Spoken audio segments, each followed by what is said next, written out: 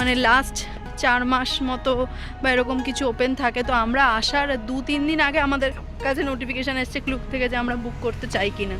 আর এখানে সুন্দর সুন্দর ফুল গাছ রয়েছে, দেখতেই পাচ্ছেন। এটা টোটাল 5 না 6টা গিনিস ওয়ার্ল্ড।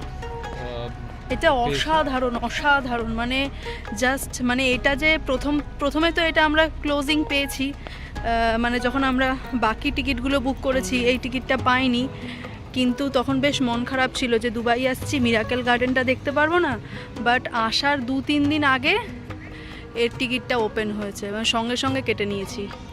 টিকিট এখানে এসে কাটতে চাইছেন তাদের জন্য এই বোর্ডের আমি একটা ক্লিপ দিয়ে দিলাম। আর একবার টিকিট কাটা হয়ে গেলে কিন্তু সেটা রিফান্ডেবল নয়।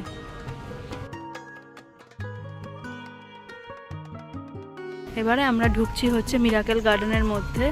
আশা করি খানিকটা বুঝতে পারছেন কত